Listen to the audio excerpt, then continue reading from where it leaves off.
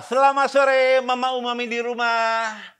Tahun 2021 udah sampai di pertengahan nih, Mam. Tapi kayaknya pandemi masih ada di sekitar kita.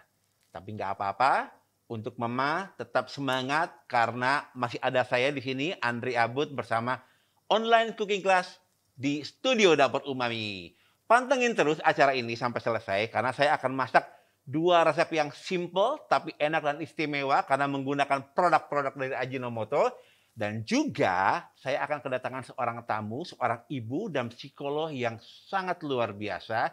Beliau akan membagikan pengetahuannya kepada kita semua supaya tetap bisa menjaga keluarga tetap bahagia selama pandemi berlangsung, ya. Nah, seperti biasa, Mama juga akan mendapatkan banyak sekali hadiah dengan satu, mengisi kuesioner dengan jawaban yang paling menarik. 100 pengisi pertama akan mendapatkan hadiahnya. Dan juga Recook Challenge. Kali ini Recook Challenge-nya agak sedikit berbeda ya, Mam. Jadi Mama pantengin terus. Nanti saya akan sebutkan hadiahnya juga aturan mainnya. Mam, dua resep yang saya bawakan hari ini seperti biasa adalah menu-menu yang pernah dibawakan di SLP atau School Lunch Program yang dibawakan oleh PT Ajinomoto Indonesia di beberapa sekolah. Nah, untuk Mama yang belum tahu SLP itu apa, School Lunch Program atau SLP itu adalah salah satu program PT Ajinomoto Indonesia dalam mengentaskan kekurangan gizi di Indonesia, terutama anak-anak di usia sekolah. Jadi, kami menyediakan makan siang dengan menu-menu yang bergizi seimbang dan hasilnya sangat nyata, Mam. Jadi ada anak-anak, terutama anak-anak yang menderita anemia, itu menjadi pulih kesehatannya. Nah, jadi Mama langsung aja buka dapurumami.com untuk mendapatkan resep-resep yang pernah dibawakan oleh School Lunch Program dan resep-resep lainnya. Karena apa? Di dapurumami.com itu banyak sekali resep yang sudah dihitung kandungan nutrisi dan kalorinya. Dan Mama juga bisa melayangkan pertanyaan kepada nutrisi expert kita di dapurumami.com ya. Dibuka lengkap banget, Mam. Dan yang pasti resepnya itu sudah diuji coba, jadi udah pasti anti gagal. Jangan lupa juga ya, yang belum follow dapurumami.id di Instagram. Oke, saya punya dua resep ya. Satu adalah nugget, chicken nugget. Jadi gini, Mam. Kalau saya lagi ke supermarket nih, saya sering lihat terutama mama-mama muda itu di trolinya tuh isinya tuh sosis, mie instan, nugget. Nggak salah sih sebetulnya. Tapi alangkah lebih baiknya kalau misalnya mama bisa bikin sendiri di rumah. Kenapa? Satu, nutrisinya bisa dijaga. Bahan-bahannya sudah pasti bisa dijaga juga. Kesegarannya, tidak ada tambahan-tambahan yang aneh-aneh. Dan yang paling penting, Mam, adalah sesuai dengan tema kita hari ini, Mama bisa masak dengan keluarga, terutama dengan anak-anak. Karena tema kita hari ini adalah menu dengan gizi seimbang untuk kebersamaan dengan keluarga. Jadi tanggal 29 Juni adalah Hari Keluarga Nasional. Wah, ini sekarang tanggal 25 ya, Mam ya. Jadi Mama bisa praktekkan menu ini nanti tanggal 29 dengan putra-putri Mama di rumah. Resepnya gampang banget. Yang pertama, tadi chicken nugget ya. Lalu yang kedua adalah sayur sop telur puyuh. Oke. Saya punya nih daging ayam cincang. Tadi saya cincang sendiri. Dari ayam utuh, saya file, saya cincang dengan pisau. Atau kalau Mama punya penggilingan daging boleh digiling sendiri di rumah. Tapi kalau memang Mama nggak mau cincang sendiri atau giling sendiri, boleh beli daging ayam cincang di supermarket ya, yang memang sudah kita tahu udah pasti bersih gitu ya. Karena daging ayam ini kalau utuh aja kan agak lebih cepat rusaknya ya, Mam. Apalagi kalau sudah dicincang. Saya tidak menyarankan untuk membeli daging cincang ayam di pasar sih, Mam. Karena kan udara pasar biasanya lebih panas daripada supermarket. Kalau di supermarket kan biasanya kan di dalam chiller ya, Mam ya. Jadi lebih terjaga suhunya. alangkah lebih baik kalau Mama beli file atau ayam utuhnya dicincang sendiri atau digiling sendiri. Oke, saya punya daging ayam cincang. Lalu saya tambahkan brokoli dan wortel cincang juga.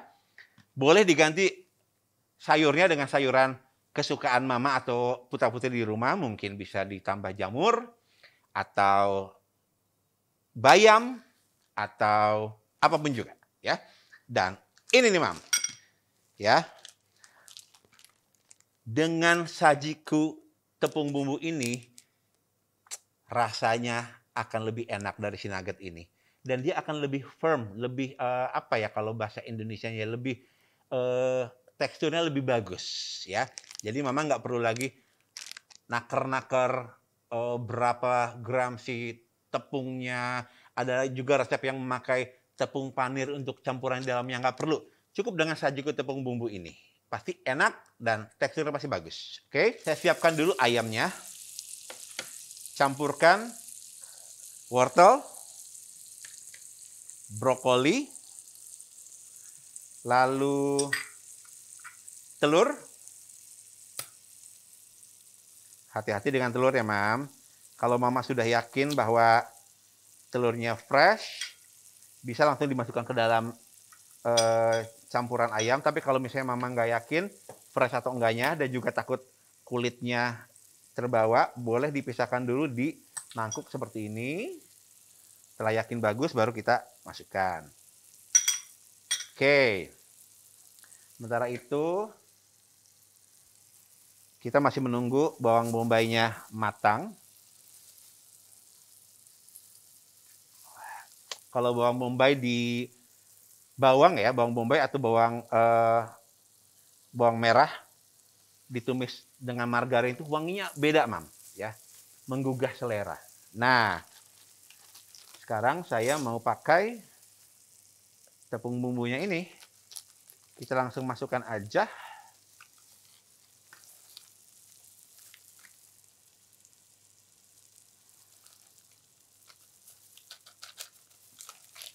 Oke.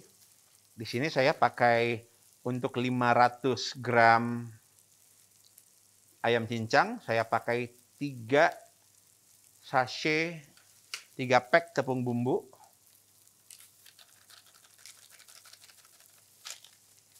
Tapi yang bumbu yang pack yang kecil ini ya, Mam.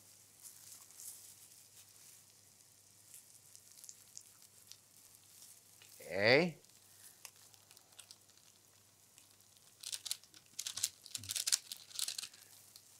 Nah, oke. Sementara itu kita aduk ini campurannya. Nah, bawang bombay sudah matang. Kita boleh langsung campurkan. Tapi hati-hati masih panas. Kalau Mama takut kalau dengan anak-anak, tunggu dulu sampai bawang bombaynya agak dingin ya, Mam. Supaya tangan anak-anak tidak kena panasnya. Boleh campurkan. Yep, seperti ini. Sementara itu, saya sudah menyiapkan loyang yang sudah saya olesi margarin dan saya alas dengan plastik tahan panas, ya. Kita masukkan adonannya dan diratakan. Oh iya, kalau kita pakai resep ini dengan sajiku tepung bumbu, Mama tidak perlu menambahkan garam, gula, merica, nggak perlu ya, karena sajiku tepung bumbu sudah mengandung, sudah punya bahan-bahan yang kita perlukan untuk seasoningnya, untuk rasanya ya. Ada garamnya, ada mericanya, rasa umaminya juga cukup ya.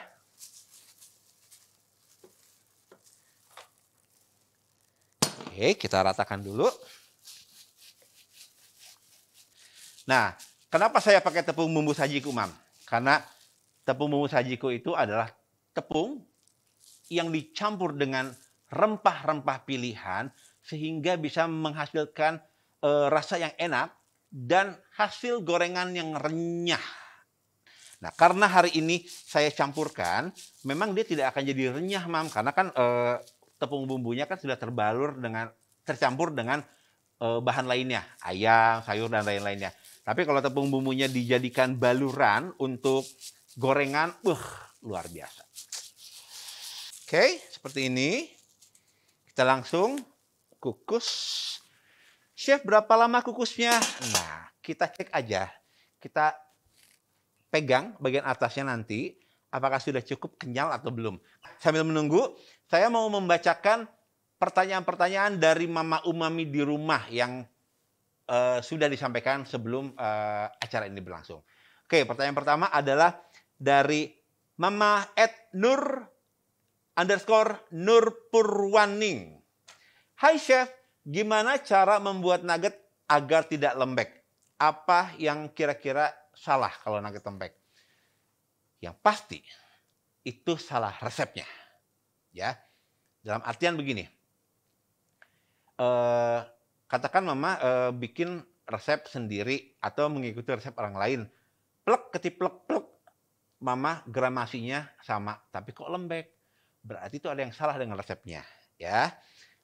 Perbandingan antara ayamnya dengan telur atau tepungnya itu tidak bagus, tidak pas gitu loh.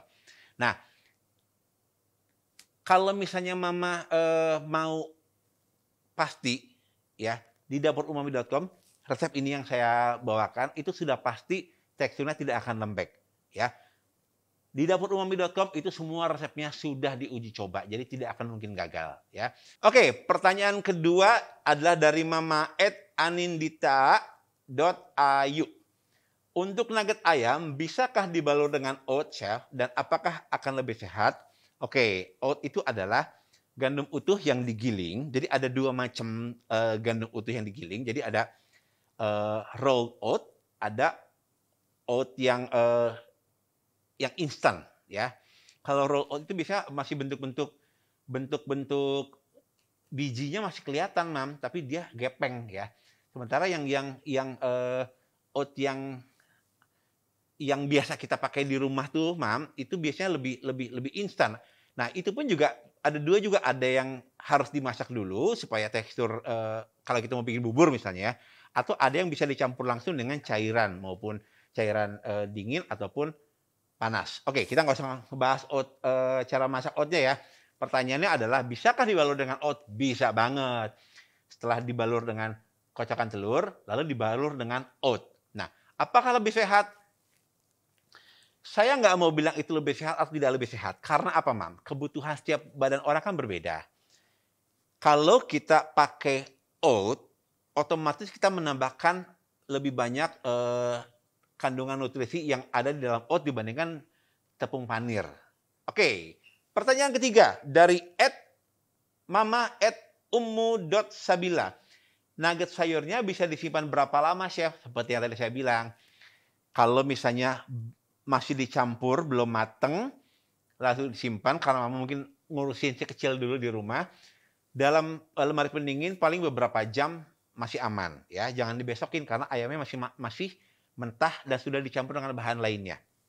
Tapi kalau misalnya sudah dikukus seperti ini, Mama bisa simpan di lemari es bisa let's say 24 jam. Nah, kalau misalnya mau disimpan di freezer, itu lebih lama lagi, Mam. Kalau freezer Mama bagus, baik dalam loyangnya utuh seperti itu, ataupun sudah dibentuk dan dibalur, disimpan di freezer, itu bisa 3-6 bulan aman. Dengan catatan, jangan dikeluarin masuk. Tipsnya adalah, begitu Mama udah bikin banyak nih, lalu udah dibalur, dipisahkan sesuai dengan porsi yang dibutuhkan oleh keluarga. Misalnya keluarga Mama 4 orang, ayah, ibu dengan anak 2. Sekali makan misalnya 3 potong lah ya, buat ngemil-ngemil atau buat dengan nasi 3 potong. 4 kali 3, 12. Udah tuh, dimasukin 12 potong di dalam plastik, plastik kiloan gitu, lalu ditumbuk. Nanti kapan tahu Mama perlu, tinggal ambil 1 plastik 1 porsi. Kalau mau 2 porsi deh, karena sepupunya pada datang nih, ambil 2 porsi. Jadi jangan dikeluarin masuk. Itu yang biasanya membuat nugget itu atau bahan-bahan dalam freezer cepat rusak ya. Jangan lupa untuk semua bahan produk Ajinomoto, Mama bisa dapatkan di official store dari Ajinomoto, yaitu ada Lazada, Bukalapak, Shopee, dan Tokopedia. Oke?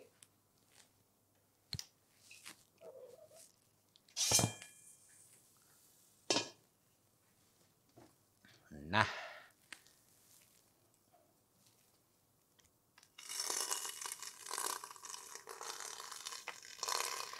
oke.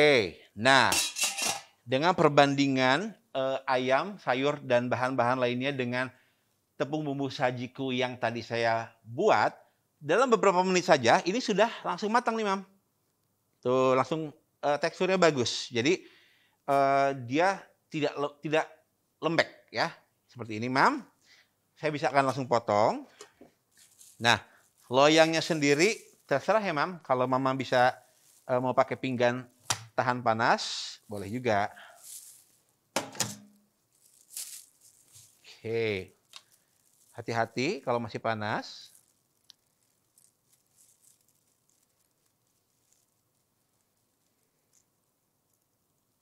Nah, tuh Chef, kenapa potong-potong masih panas? Karena saya lagi mau masak online, Mam. Jadi Mama kan nggak mungkin nunggu lama ya sampai maghrib. Jadi kalau Mama di rumah punya waktu, lebih bagus kalau disiapkan. Buatnya pagi, dingin, potong, goreng untuk malam atau siang atau malam. Atau untuk besok-besoknya ya. Wah, ini enak banget nih, Mam. Daripada beli, bikin aja langsung. Atau kalau Mama mau menyimpan dalam kondisi utuh seperti ini, boleh juga ya, Mam ya. Dimasukkan ke plastik wrap boleh, lalu disimpan dalam freezer. Tapi kalau Mama misalnya sudah disimpan dalam kondisi terpotong seperti ini, thawingnya atau cairnya dari freezer lebih cepat, Mam, daripada kalau kita menyimpan dalam kondisi utuh ya. Oke. Setelah itu, sekarang saya mau potong beberapa slice dulu. Saya potong 3.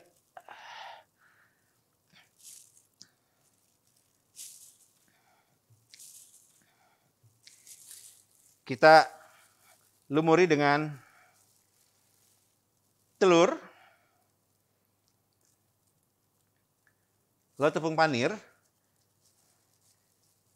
dan kita goreng. Nah, sebetulnya kalau mau Mama langsung goreng seperti ini pun oke-oke aja. Tapi kalau Mama mau mendapatkan hasil yang lebih bagus lagi, setelah dilumuri tepung panir, disimpan dulu di dalam lemari pendingin beberapa jam supaya tepung panirnya itu lebih lekat di permukaan si chicken nuggetnya, Mam. Jadi ketika digoreng dia tidak cepat buyar di dalam minyak. Nah, tepung panirnya boleh yang berwarna sedikit orange seperti ini, atau boleh yang putih, ya, yang putih polos juga boleh. Tapi saran saya, jangan memakai tepung panir yang berwarna kecoklatan, yang sangat halus itu, Mam. Kenapa? Biasanya ada wangi-wangi butter atau susu atau seperti itulah, Mam. Jadi kadang-kadang suka nggak cocok dengan masakan yang kita masak ya. Tapi kalau Mama suka ya nggak apa-apa. Oke, saya goreng dulu beberapa potong. Chef, boleh nggak kira-kira lumurannya itu tidak pakai telur? Saya mau jualan nih, Chef, biar agak ngirit. Saya kasih lumurannya pakai larutan tepung terigu. Boleh, boleh banget. Jadi tepung terigu diberi air sedikit, jangan terlalu kental supaya tekstur crispy-nya tetap dapat. Baru dilumuri dengan tepung panir ya. Lalu kalau misalnya dilumuri oat seperti pertanyaan Mama tadi, supaya agak tebal, gimana? Jadi gini, lumuri dulu dengan cairannya, dimasukkan ke oatnya, lalu dimasukkan ke cairannya lagi, si telur atau si larutan tepung, masukin ke oat lagi, jadi 2 kali. Itu akan membuat oatnya akan lebih tebal. Oke, 2 lagi. Sebentar. Setelah itu kita goreng.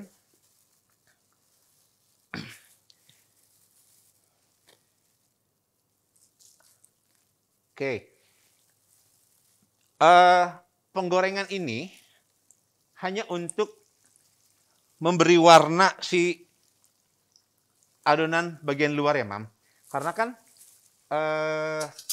nuggetnya sendiri sudah matang sebetulnya kan. Jadi setelah tepung panirnya berwarna kuning keemasan, itu sudah boleh diangkat. Nggak perlu terlalu lama menggoreng.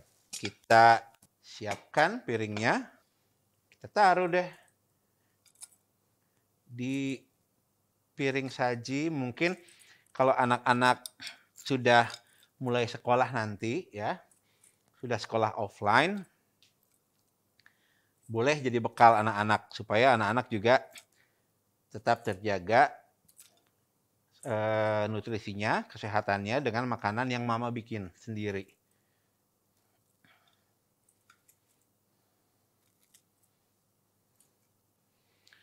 Aduh, ini enak banget sih, Mam. Serius, ini enak banget.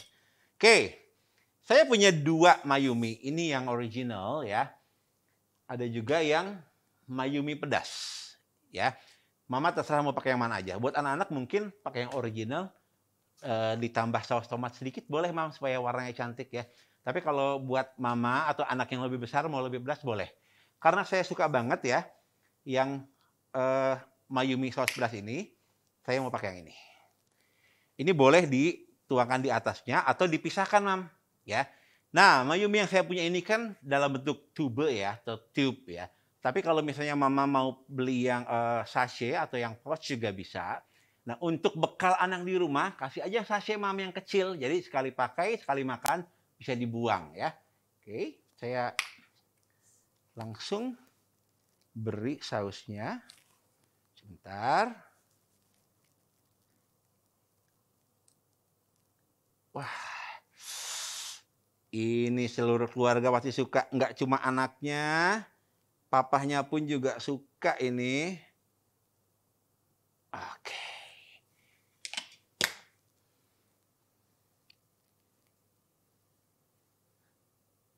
Tinggal kita hias bila suka. Nah, jadi deh. Nugget spesial sajiku dengan saus mayumi pedas. Masak gampang, gizi seimbang, dapur umami. Di sini saya akan membawakan satu resep yang sangat simpel, sangat praktis, semua orang pasti suka. Rasanya kalau kata orang barat tuh delicate, simple tapi enak, Mam, ya. Yaitu sayur sop telur puyuh dari Sajiku. Nah, kenapa saya pakai Sajiku? Karena Sajiku sayur sop ini, yang ini, Mam, ya. Ini terbuat dari bumbu-bumbu pilihan yang dikeringkan sehingga sayur sop kita itu udah pasti enak, tidak perlu tambahan bumbu-bumbu lainnya, ya. Cukup dengan ini, dengan takaran air yang pas, pasti enak, ya. Oke. Lalu bahan-bahannya ada seperti sayur sop pada umum ya, wortel, buncis, kentang, kol putih, lalu ada seledri, daun bawang, tomat, dan yang pasti ayam. Dan ini, karena namanya juga sayur sop telur puyuh, saya pakai telur puyuh, direbus dulu, baru kita masukkan nanti. Sekarang saya sedang memanaskan airnya. Oke.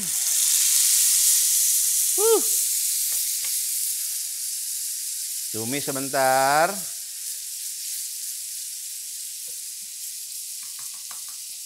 Sementara itu, ini airnya sudah mulai panas. Kita bisa masukkan daging ayamnya. Saya pakai daging ayam bagian dada.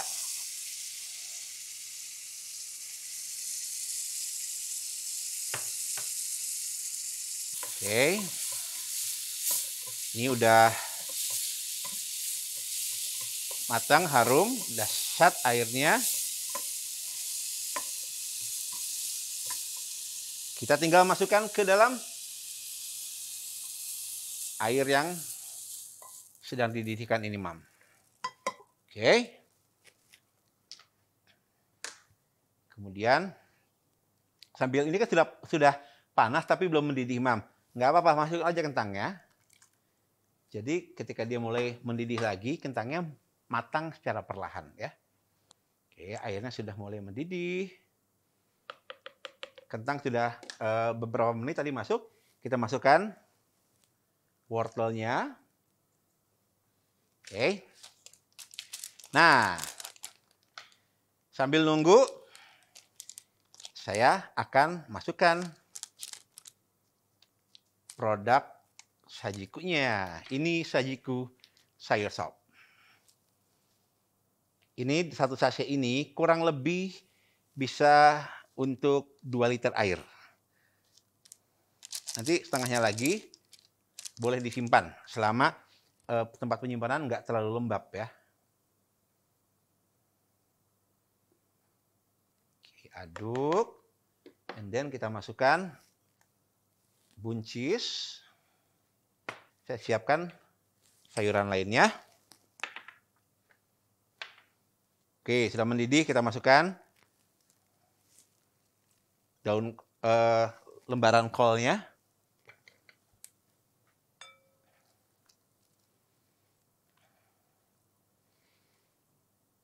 Nah, tuh cepet, Mam.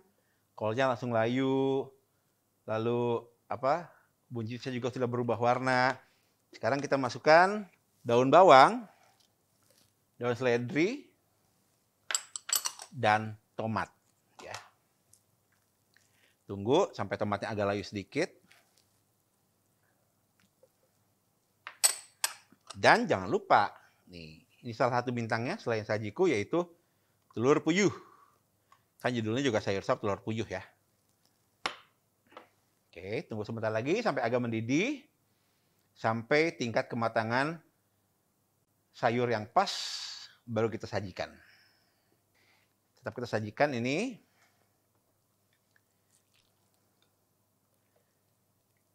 Wah, ini saya bikin banyak amat ya. 1 RT kayaknya nih, Mam. Bisa saya kasih makan nih.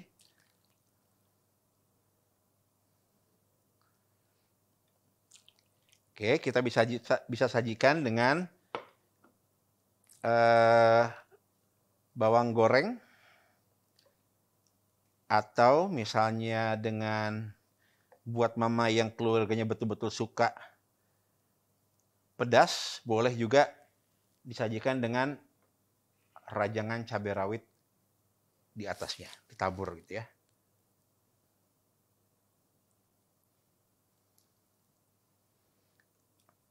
Oke, jadi ini dia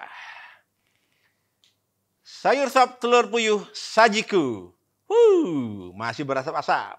Masakan gizi seimbang, dapur umami. Masih banyak mama dan papa di rumah masih WFH ya. Atau sebagian juga sudah mulai WFO. Sebagian anak masih sekolah di rumah online. Di titik ini banyak sekali di antara kita yang sudah mulai stres. Stres selalu di rumah, stres dengan pekerjaan, keluarga, mikirin anak-anak gimana nanti kalau mulai sekolah off air, mulai sekolah di sekolah ya.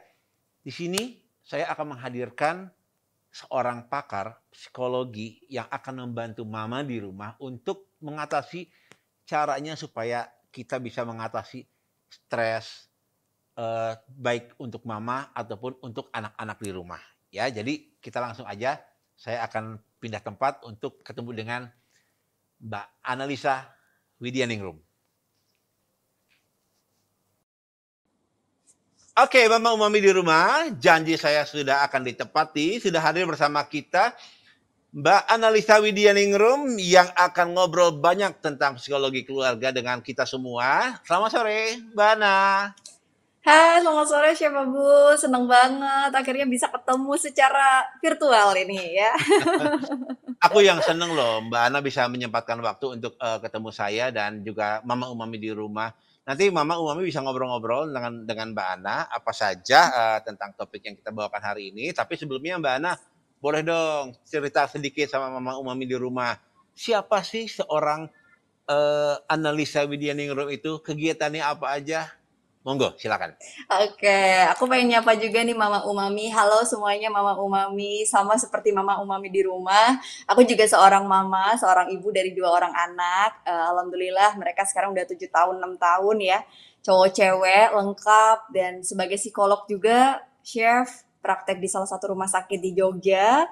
Terus kemudian juga menjalankan usaha di bidang training dan konseling APDC Indonesia. Terus mungkin bisa dilihat sibuk bikin konten juga di YouTube. Jadi sambil belajar Wow. sebagai ibu juga mengajar buat teman-teman, terutama Mama Umami yang gimana sih psikologi dalam kehidupan kita sebagai seorang ibu seperti itu.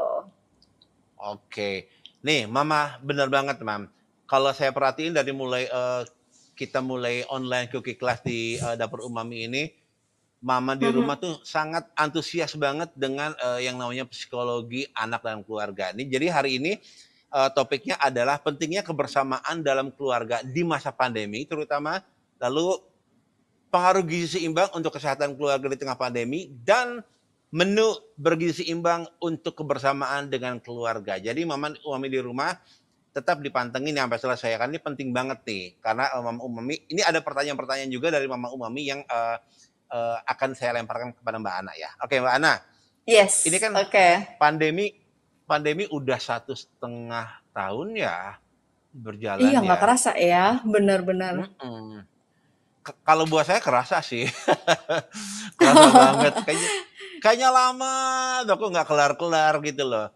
Mbak Ana, cerita sedikit dong tentang apa sih pengaruh pandemi terhadap keluarga secara psikologis? Boleh Iya, disampaikan kepada, silakan. iya Chef. Jadi memang di pandemi ini tuh semuanya berubah ya Chef ya. Kayak mulai dari anak sekolah semuanya dari rumah sampai sekarang.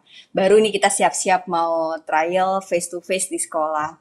Terus ibu-ibu, bapak-bapak juga para papa mama di rumah ini termasuk mungkin mama umami juga kerjanya dari rumah gitu kan. Nah, Betul. sampai akhirnya kita mengalami satu kondisi, ini kapan ya saya punya waktu untuk istirahat? Ini banyak banget keluhan para mama dan juga para ayah di rumah.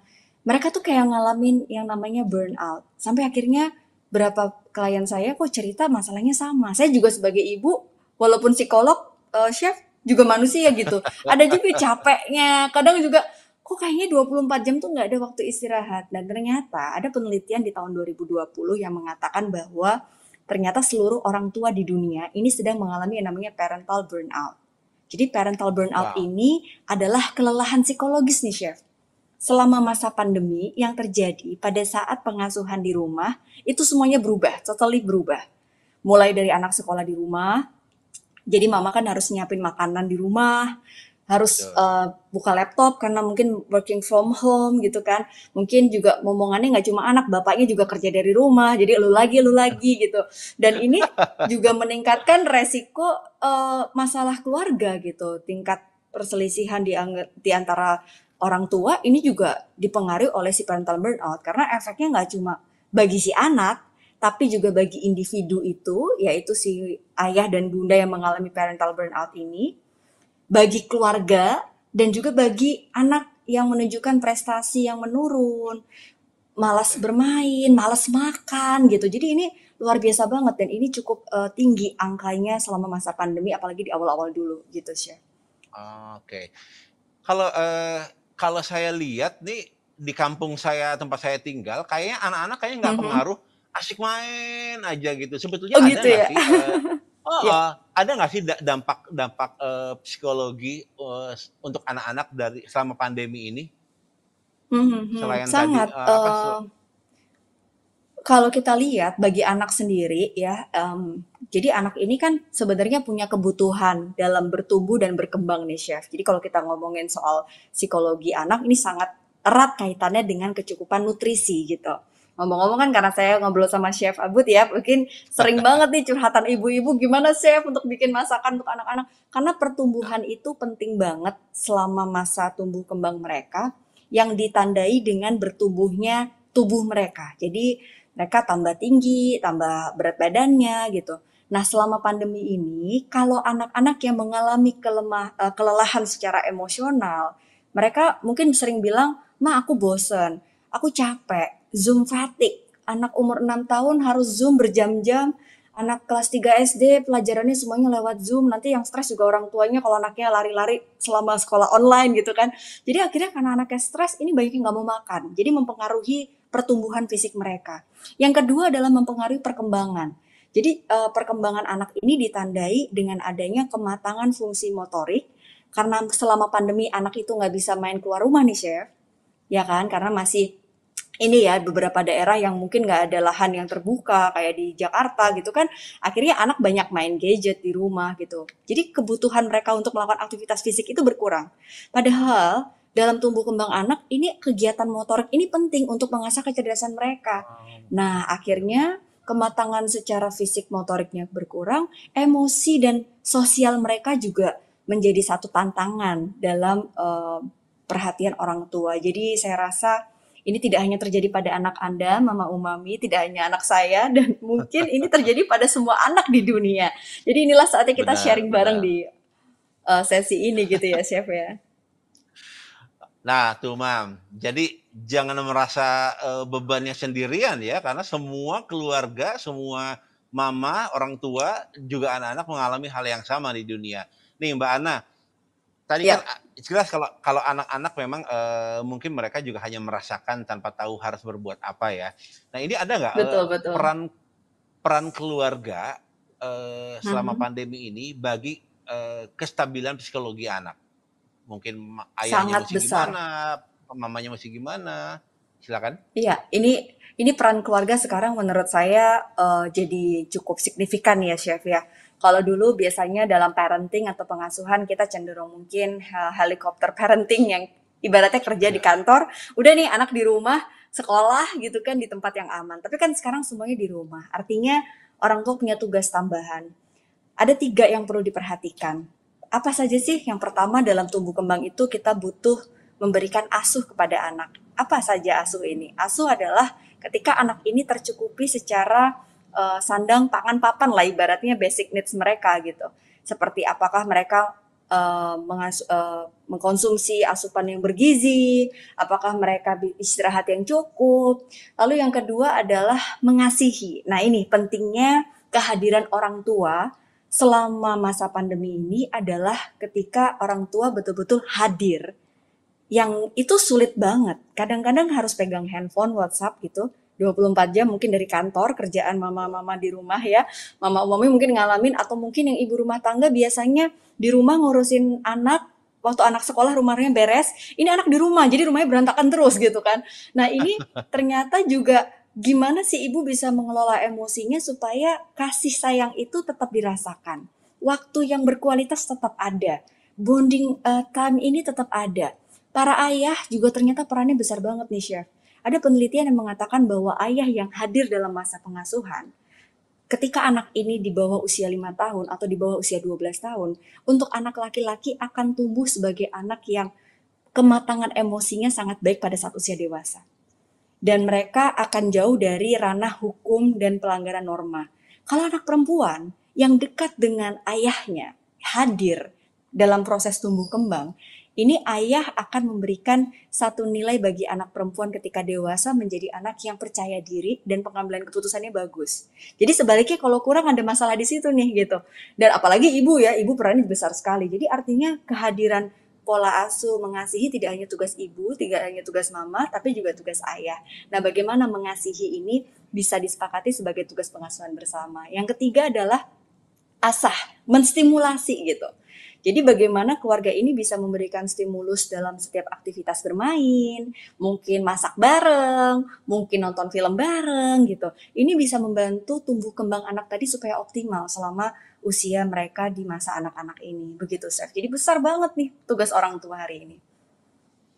Tuh, mama ingat ya, tugasnya besar banget tapi akan lebih ringan kalau mama dan papa sama ayah bekerja sama dengan baik untuk asih, asuh dan asah. Ini saya juga jadi tahu nih Mbak Ana nih bahwa 3 hal itu asih, asuh, asah tuh sangat bagus banget, sangat penting banget untuk tumbuh kembang anak di rumah. Nih Mbak Ana, Ya, kan di beberapa daerah sudah mulai ada sekarang kan masih banyak yang school from home. Tapi Iya, sudah ada betul. beberapa daerah yang Zona tertentu mulai ya. iya, betul, Iya. mulai sekolah fisik lagi. Ada nggak sih hal-hal Mhm. yang, perlu dipersiapkan oleh, mama Umami di rumah untuk menghadapi, trial ini? Secara psikis Iya, mungkin, secara psikologi mungkin, silakan. betul. Ini sangat besar kaitannya dengan kesiapan fisik anak dulu nih, Chef. Yang perlu kita lihat pasti akan ada resiko ya.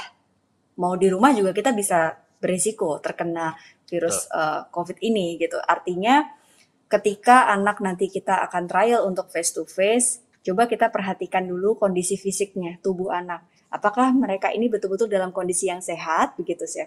Artinya orang tua ini, mama umami perlu memperhatikan lagi nutrisi dan gizi karena pada saat situasi pandemi ini virus itu di mana-mana gitu kan Chef.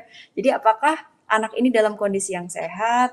Lalu yang kedua, kesiapan mental anak sendiri. Ini siap nggak ya nanti ketika ketemu teman-teman, kedisiplinannya seperti apa ya yang biasanya mungkin kan nggak perlu bangun lebih pagi, ini harus bangun lebih awal, siap-siap, ada perjalanan gitu kan. Dan yang pasti pemahaman tentang bagaimana protokol kesehatan yang harus anak pahami sebagai satu hal yang penting seperti itu. Nah, yang paling mendasar lagi adalah komunikasi antara orang tua dengan siapa yang nantinya akan ada di sekolah, yaitu guru sebagai pendamping anak selama sekolah secara offline. Komunikasi itu intens, diberikan tidak hanya satu arah gitu ya, tapi juga orang tua perlu memberikan satu komunikasi yang baik bagaimana anak ketika selama kebiasaannya yang mungkin tidak muncul ketika di sekolah seperti itu. Kebiasaan makan, kebiasaan istirahat, kemudian bagaimana anak juga dapat distimulus untuk terus semangat gitu. Jadi ini adalah satu hal yang harus kita lalui bersama, Chef. Saya rasa pandemi ini tuh nggak akan berlalu dengan begitu saja dan cepat cepat. ya. Tapi ya nggak sih, Chef? Kita nggak bisa Betul betul. ngatur, we cannot control the wind, like kita nggak bisa tahu nih angin ini datangnya dari barat atau timur. Tapi sebagai orang tua kita tahu banget tujuan pengasuhan kita dan kita pasti akan memberikan yang terbaik terus buat anak. Kalau memang kita udah siap, percayakan sepenuhnya kepada sekolah untuk menjaga anak kita, maka bismillah deh kita percaya. Tapi kalau memang belum siap, mungkin itu nggak bisa. Karena begitu kita udah melepaskan anak ke sekolah, artinya kita tidak bisa menyalahkan pihak sekolah kalau nanti akan terjadi Betul. resiko. Itu yang saya rasa kita perlu mendukung pemerintah juga gitu. Ini tugas kita bersama, bukan tugas satu pihak saja seperti itu, Chef. Ini siapin dulu mental, Mam, ya. Pokoknya apapun yang terjadi kita harus siap. Nah, nih Mbak Ana ada pertanyaan dari Mama Umami di rumah. Ini ada 2 pertanyaan yang mau saya gabungkan dari Boleh, boleh. @nur_nurpurwaning dan Mhm. @anindita.ayu. Ini pertanyaannya, Hai Ibu Analisa, karena pandemi, anak jadi jarang keluar rumah dan bermain dengan teman sebayanya. Bagaimana solusinya? Lalu Iya. pertanyaan dari Anindita Ayu, bagaimana mengatasi anak yang sering jadi bermain gadget saat belajar dari rumah? Nah, itu pertanyaannya 11-12, boleh Mirip ya, digabungkan? betul. Iya. Gimana tuh, Iya. Mbak Ana? Ini sangat menarik ya, Chef. Untuk semua ibu pasti akan mengalami yang sama. Mama Umami juga ternyata khawatirnya sama. Ini juga pernah diteliti di salah satu American Psychological Association, ternyata nih ya, di Amerika sendiri 70% orang tua itu mengalami kekhawatiran itu bukan selama masa pandemi, tapi dampak psikologis yang terjadi setelah pandemi. Nanti kalau anak saya ketagihan gadget gimana, Betul. Mbak? Nanti kalau tumbuh kembang anak saya terhambat gimana nih gara-gara kurang sosialisasi. Jadi kita worried terhadap sesuatu yang belum terjadi gitu. Ini penelitian dan Betul, betul. ternyata benar juga ya gitu. Nah, coba sekarang kita lihat dulu, be here and now. Kita nggak bisa tahu situasinya ini tidak ideal. Anda tidak sendirian, itu yang paling penting. Terus kita lihat gadget ini ternyata nggak bisa dilepaskan di era sekarang. Artinya saya percaya banget mereka sebagai digital native, generasi alpha yang dari kecil udah kenal sama gadget, ya kita buat pola asuh tadi gitu. Salah satunya kan asuh tadi kan. Pola asuh asa-asi ini bagaimana anak ini dapat memanfaatkan teknologi bukan dimanfaatkan. Caranya gimana? Betul. Kita harus hadir dalam pemanfaatkan teknologi itu. Jadi kalau nggak bisa kumpul sama teman-temannya, yang saya lakukan sendiri, saya video call salah satu sahabat anak saya, kontak ibunya. Terus ada tuh momen anak saya yang cewek kan suka baca buku, terus dia video call sama temennya. terus temennya baca buku juga. Jadi lucu banget tuh mereka ngobrol gitu kan. Dan ternyata itu ngefek banget gitu untuk meningkatkan kebahagiaan anak kita untuk tetap terkoneksi secara sosial. Itu bisa dicoba misalnya. Dan Oh, hadirkan kita sebagai teman gitu sih. Itu yang saya rasa saya belajar, oh ternyata anak saya nggak bisa sama temennya. Saya yakinkan bahwa ya mama di sini gitu. Sampai akhirnya ada julukan, Mami, you are my best friend. BFF kata dia gitu. ah, Jadi itu kayak nggak akan terjadi kalau nggak pandemi gitu. Chef dulunya saya betul terbang betul. kemana gitu kan. Ini bener-bener kayak di rumah gitu. Terus memanfaatkan teknologi seperti apa? Saya ngerasa kesalahan orang tua yang sering dilakukan termasuk saya sendiri adalah kalau kita terlalu banyak aturan atau kita kurang aturan. Jadi memang susah. Terlalu itu nggak bagus. Kayak bumbu masakan ya, chef. Terlalu asin nggak Betul baik, betul. nggak enak. Terlalu manis juga nggak enak gitu. Terlalu aturan itu artinya kita nggak boleh nonton gadget. Waduh, ini kasihan banget nih. Saya punya klien anaknya nggak boleh nonton TV, nggak boleh nonton apa-apa, terus sampai akhirnya menunjukkan agresivitas di kelas. Jadi anak ini sekelas teman saya, sekelas teman anak apa ya, sekelas sama anak saya gitu, teman satu kelasnya. Dan anak ini tuh benar-benar kayak apa ya, ngerebutin makanan temennya, ngerebutin mainan temennya. Setelah ditelusuri ternyata dia tuh nggak boleh nonton TV sama sekali sih. Nonton TV nggak Ah, boleh, nonton ini, tapi nggak dikasih pengganti gitu. I Nah, see. itu yang sulitnya. Jadi akhirnya bagaimana kita supporting mereka, tapi juga harus ada rules-nya, Oke. kesepakatan.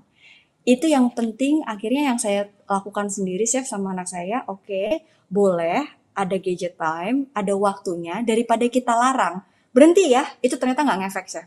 Saya belajar ternyata kita main waktu. Coba lihat jarum panjang di angka berapa. Coba ya jarum panjang ke angka 6, 5 menit lagi selesai ya. Oke mas, siap. Itu belajar komitmen juga, kesepakatan. Oke. Boleh main gadget tapi sholat dulu ya, tapi makan dulu ya, tapi ini ya gitu. Oke, jadi dia tahu rules-nya.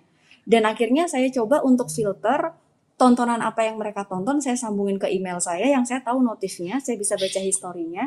Terus saya bilang, boleh nonton YouTube, boleh nonton ini itu, tapi harus yang bahasa Inggris. Jadi sekarang efeknya 6 bulan ini, dia tiba-tiba udah lebih lancar daripada bapak ibunya. Pronunciation-nya udah bagus banget. Terus saya panggilin native untuk online gitu ya, English course gitu. Ini sekarang dia udah ini banget full English berdua itu di rumah gitu. Padahal sekolahnya sekolah umum. Jadi saya rasa oh ini ya manfaatkan teknologi gitu. Mereka bisa Betul. belajar sesuatu.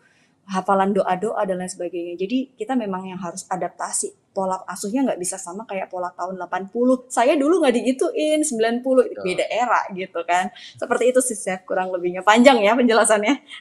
Tapi panjang tapi sangat sangat sangat padat. Jadi Mama Umami sekarang di rumah tahu bahwa kita memang tidak bisa terlepas dari gadget karena bukan gadgetnya, tapi pola asuh kita ya Mbak Ana ya, bahwa gadget itu Setuju. sebagai Mm-mm. sarana sebetulnya bahwa di gadget itu banyak sekali hal positif yang bisa dikembangkan untuk anak-anak, untuk tumbuh kembang anak sebetulnya Mbak Ana ya.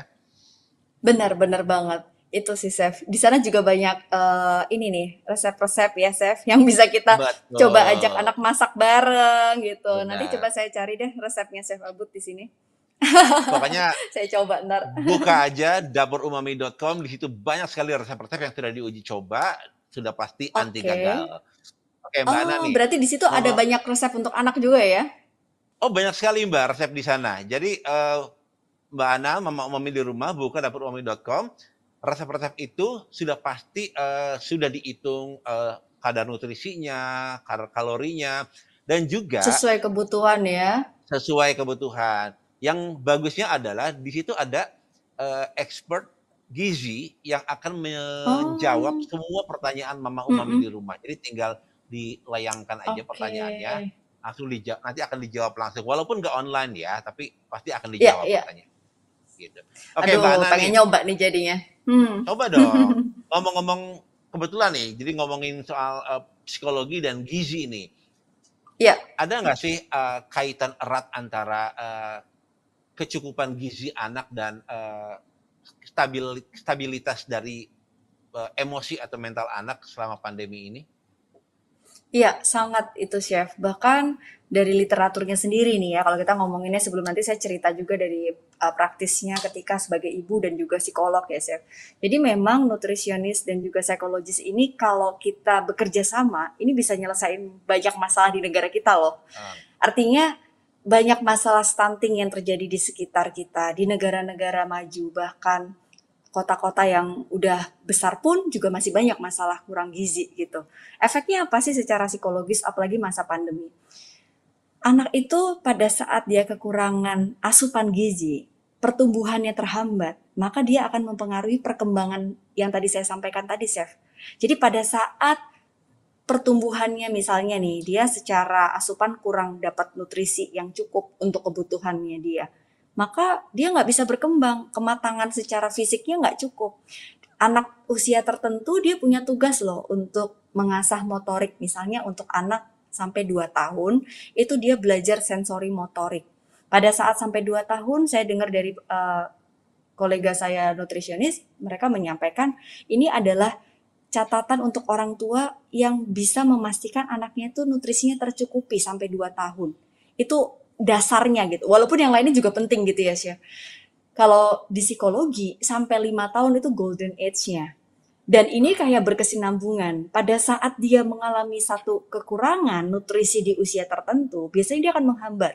Dan pada saat dia kekurangan stimulus di usia tertentu, perkembangan tertentu, dia akan menghambat. Jadi ketika kaitannya nutrisi dan psikologi anak, kalau anaknya lagi malas makan, lagi stres, mungkin ibu bapaknya marah-marah mulu, atau dia stres karena disuruh makan tapi caranya kayak dipaksa gitu ya, atau makanannya mungkin nggak kayak biasanya, rasanya nggak enak dan lain sebagainya. Akhirnya dia nggak mau makan. Karena nggak mau makan, nutrisinya kurang, akhirnya motoriknya tidak bergerak gitu ya karena lemes, dan ini mempengaruhi stimulus untuk emosi dan sosial. Jadi ini sangat Ah, erat banget Chef kaitannya. Harus dicukupi dua-duanya seperti itu. oke, jadi bisa disimpulkan bahwa mama umami di rumah adalah penanggung jawab kehadiran masakan dengan gizi seimbang bagi keluarga, terutama anak-anak. Nah, sebagai seorang ibu dan seorang psikolog, bagaimana pendapat Mbak Ana? Iya, itu sangat setuju sih gitu. Kita sebagai ibu punya tanggung jawab ya, responsibility. Karena saya selalu bilang bahwa menikah itu mudah ya, tapi menjalankannya itu yang penuh dengan tanggung jawab. Punya anak juga mudah, tapi membesarkannya itu juga penuh dengan tanggung jawab. Artinya ibu ini sebagai satu yang memastikan anaknya tercukupi secara asuh tadi, apakah nutrisinya tercukupi, berarti tanggung jawab siapa sih kalau bukan ibunya? Masa tanggung jawab mbaknya gitu kan? Walaupun si Iya, mbak di rumah juga support system gitu. Saya juga kalau nggak ada betul, mbak yang betul. bantu juga pusing gitu ya, Chef. Tapi kita nih yang memastikan. Karena apa yang didapatkan anak, nutrisi di rumah, apa yang dia konsumsi setiap hari, asupan yang mencukupi gizi mereka di usia tertentu, ini akan menjadi pondasi yang cukup baik untuk tumbuh kembang mereka secara kognitif, emosi, sosial, bahasa. Ini banyak banget gitu. Jadi kita perlu banget memperhatikan nggak cuma kita belajar parenting aja, tapi juga kita memastikan bahwa nutrisi anak kita tercukupi. Jadi ini harus kayak it takes to the tango, dua-duanya harus sama-sama kita perhatikan. Kalau nggak ibunya siapa lagi sih gitu. Jadi ibu ini penting banget nih. Saya rasanya jadi pengen banyak buka dapur umami untuk banyak baca resepnya habis ini. Kayak ketampar gitu sama obrolan kita sekarang. Benar. Nah, Mama Mhm. ingat ya, Mama, bahwa Mama itu penting sekali perannya di rumah. Jadi jangan merasa enggak pede, jangan merasa minder. Kehadiran Mama di rumah itu sangat penting untuk menjaga stabilitas mental anak-anak di rumah. Ingat tuh, Mam. Setuju. Oke, Mbak Ana terima kasih banyak loh. Saya Mhm. sendiri merasa apa yang kita obrolkan, bicarakan hari ini tuh sangat-sangat berguna untuk Mama Umami di rumah, bahkan untuk saya juga. Mama Umami di rumah, kalau misalnya mau tanya lebih banyak tentang psikologi keluarga, psikologi anak, bahkan psikologi untuk diri Mama sendiri, boleh follow Instagramnya atau subscribe ke YouTube-nya Mbak Ana. Boleh disebutkan Instagram sama Oke. YouTube-nya Mbak Ana? Iya, Mama Umami bisa follow Instagram saya di analisa.widianingrum dan juga di YouTube channel saya, Analisa Channel, dan mungkin bisa yang mau apa ya, cari informasi tentang mental health dan lain sebagainya ada di APDC Indonesia. Di sana juga ada grup terapi dan juga konseling sama psikolog yang biasanya kita akan support para mama yang mungkin memang butuh bantuan tenaga medis di kesehatan mental seperti itu. Tuh, paham ya. Mbak Ana sudah membuka lebar pintu. Ini konsultasi gratis loh, Mam loh. Kalau langsung psikolognya langsung bayarnya lumayan mahal. Ini mumpung ada media platform di mana Mbak Ana akan membagikan banyak sekali pengalamannya. Silakan dibuka Instagram dan juga YouTube-nya. Mbak Ana, terima kasih banyak loh untuk sharing Sama-sama, knowledge-nya. Chef. Mudah-mudahan juga Mama di rumah bisa mengaplikasikan apa yang kita bicarakan hari ini. Nanti kalau saya ke Jogja, insya Allah pandemi selesai, kita ketemu ya, kita ngobrol-ngobrol. Siap, Chef, ditunggu ya. Oke, Nanti aku mau coba masakin Chef Abid deh. Siapa tahu siap. nanti kalau cobain masakanku, terus aku jadi bahagia gitu ya. Kalau enak ya, Iya, Chef. Oke, pasti thank enak, you pasti enak. banget. Oke, terima kasih banyak Iya, Mbak thank Ana. you Sampai sore, selamat sore. banget. Dapur Umami, selamat sore. Oke, Mam. Selesai sudah acara online cooking class di Studio Dapur Umami hari ini. Terima kasih banyak loh udah selalu setia hadir bersama saya Andre Abud di acara kami. Dan jangan lupa untuk terus mengikuti acara ini dan ikuti Recook Challenge-nya ya. Lalu isi kuesionernya untuk mendapatkan hadiah-hadiahnya. Untuk bisa Mama di rumah mendapatkan hadiah seperti ini nih. Untuk bisa menggunakan sajiku tepung bumbu, sajiku sayur sop, dan Mayumi atau produk-produk Ajinomoto lainnya. Saya Andre Abot, sampai jumpa lagi di online cooking class Studio Dapur Umami selanjutnya. Selamat sore. Masakan pagi